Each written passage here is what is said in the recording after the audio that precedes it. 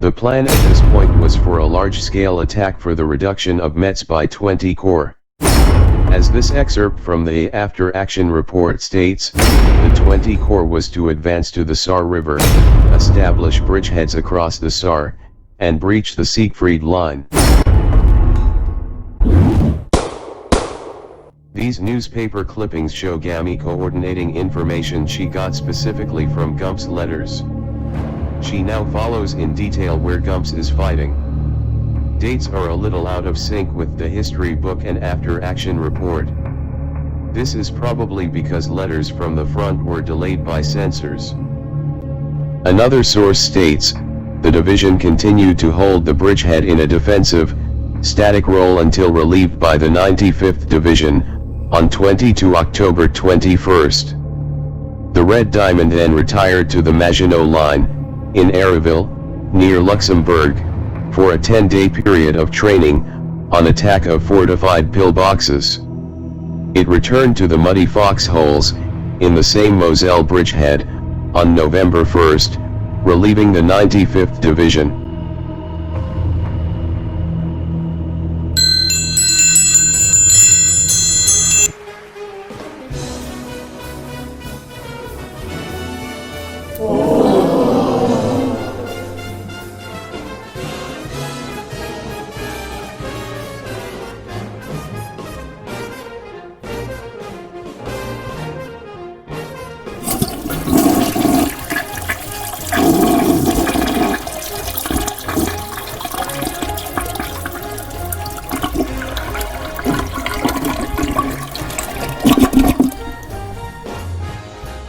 The Third Army had outrun its supply lines.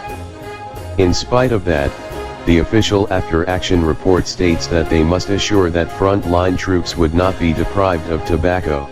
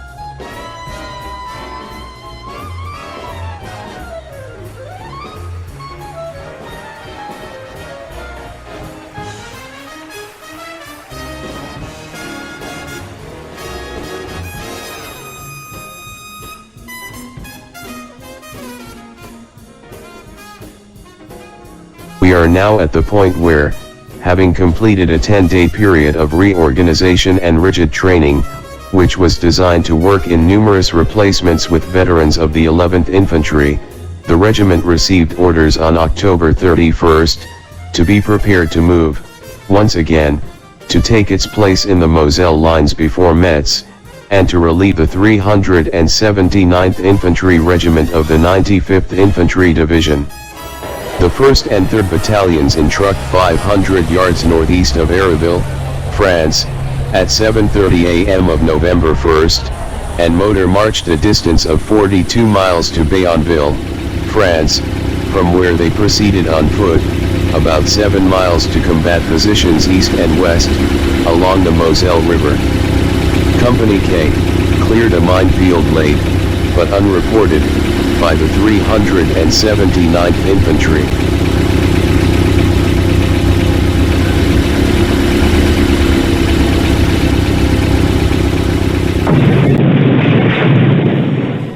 Rain fell steadily. Rain swollen, the Moselle washed away all bridges, making crossing possible only at Nancy.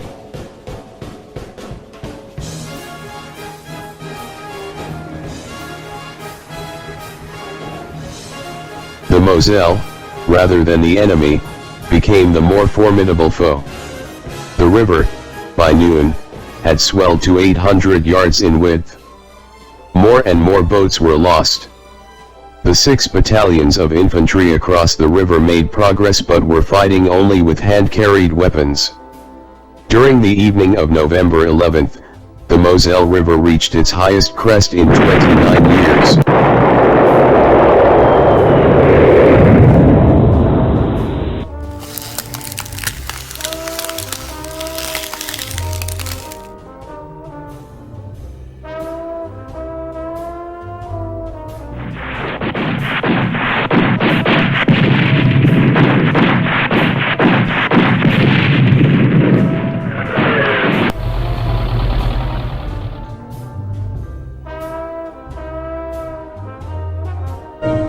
As supplies begin to arrive, a stalemate of almost 2 months ends. Time spent catching up with Patton has also given the Germans time to man the fortress of Metz. Patton's first task is to reduce this fortress, cross the lower Moselle, and advance upon the heavily defended Saar Basin. The great tank general will now be able to prove his ability as an infantry commander. On November 8th, the new offensive begins.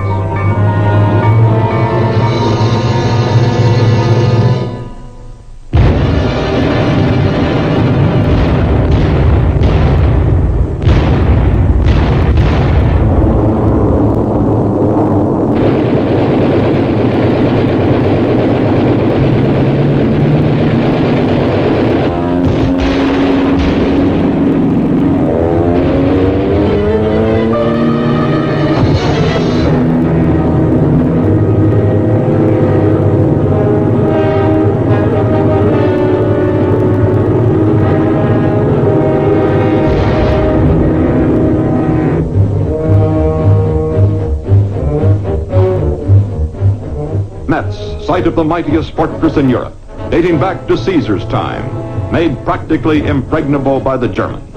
A vicious, costly battle, staged from building to building, wall to wall.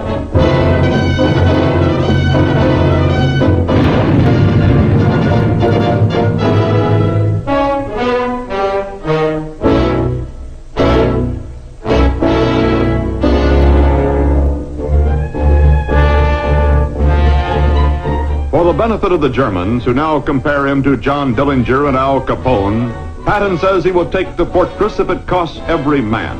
The Metz assault underway, he now readies his massive attack on the Tsar, one of the greatest sustained campaigns in modern history.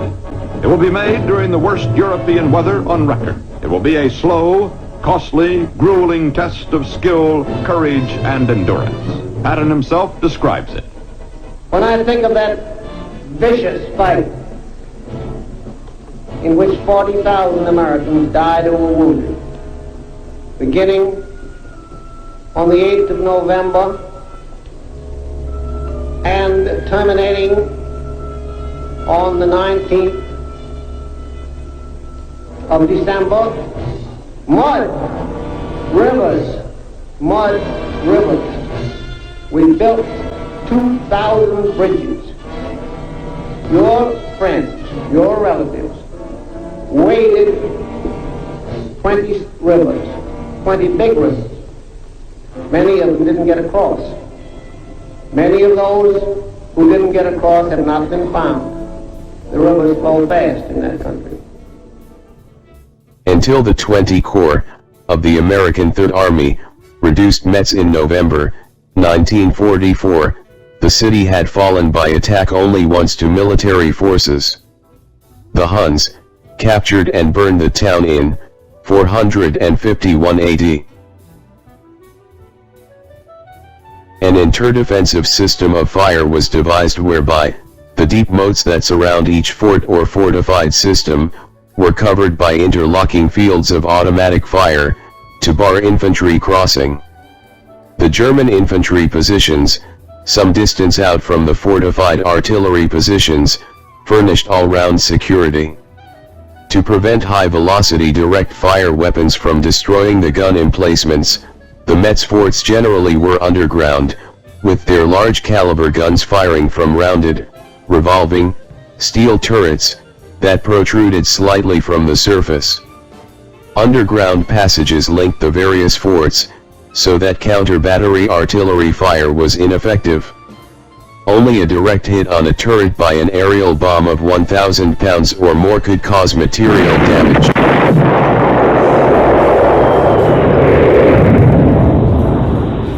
While elements of the 5th Division were attacking the fort, other elements, including K Company, were maintaining their positions on the east side of the Moselle. The 5th Division was combating the 559th Volksgrenadier Division commanded by General-Lieutenant Kurt von Mullen.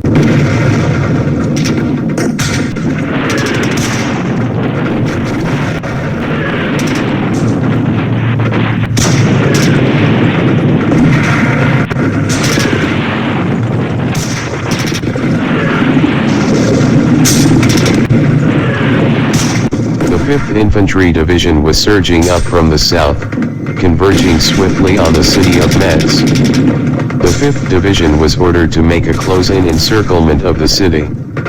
To speed the advance, the entire strength of the 5th Division was committed on the 16-mile line.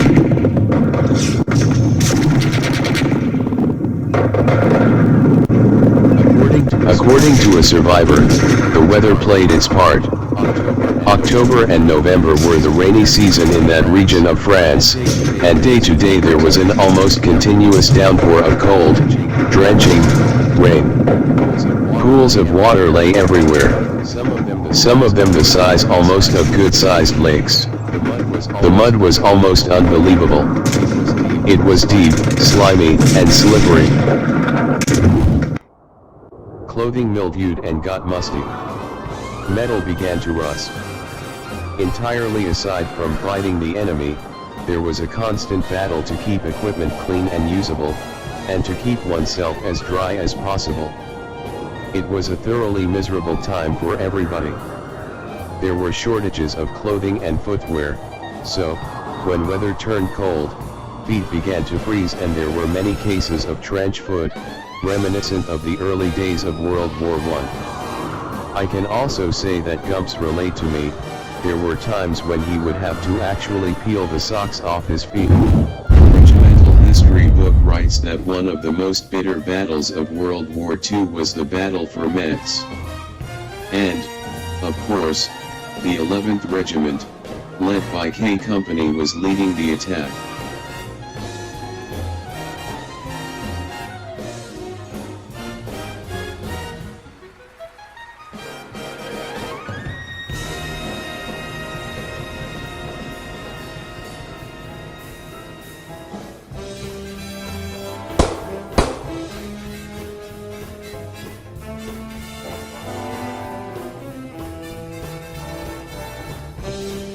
These clippings follow the Third Army, as it charges into 4 villages, in a dawn offensive, along a 25-mile front between Metz and Nancy, in forested territory. Meanwhile, Eisenhower and his high command, including Patton, gather to plan the next offensive.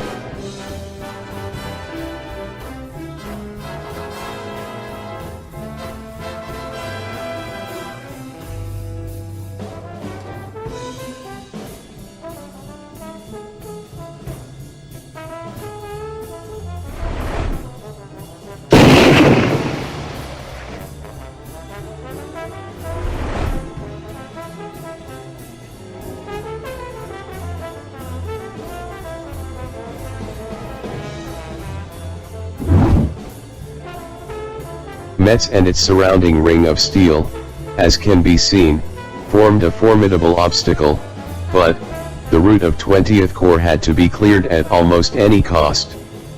Dominating the surrounding countryside, the citadel of Metz, if it were to be bypassed, could force the entire Third Army to lengthen its supply lines by 100 miles.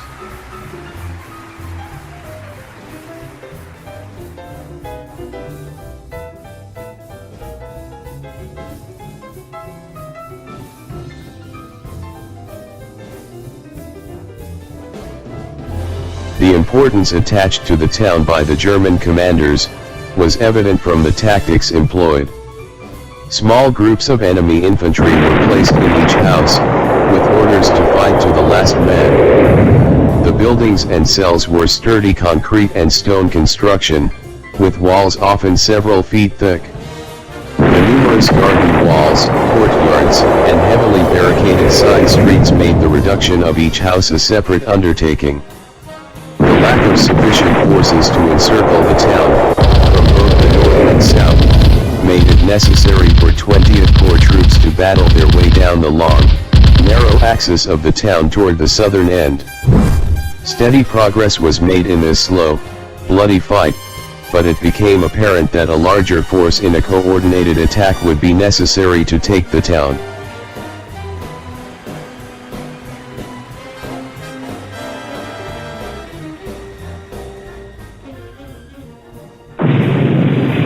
The regimental history book writes succinctly, one of the most bitter battles of World War II was the battle for Metz.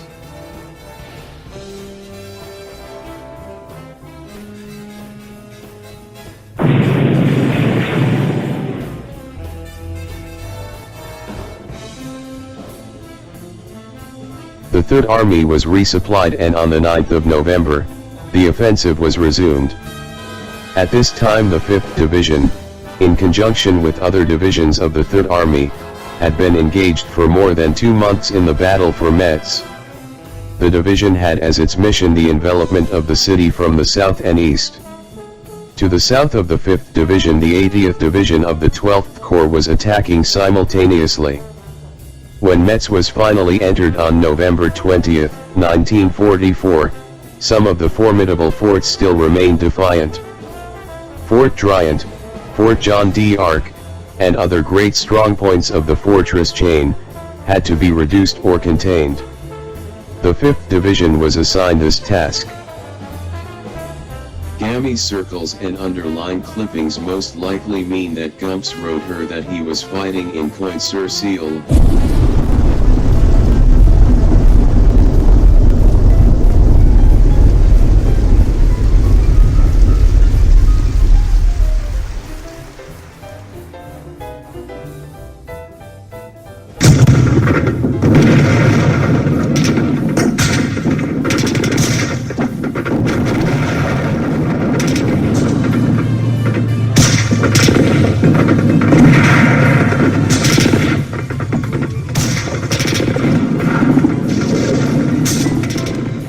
This clipping mentions the constant harassment of our troops by an 11-inch gun. Again, I remember Gumps telling me how difficult it was constantly to be barraged by this gun.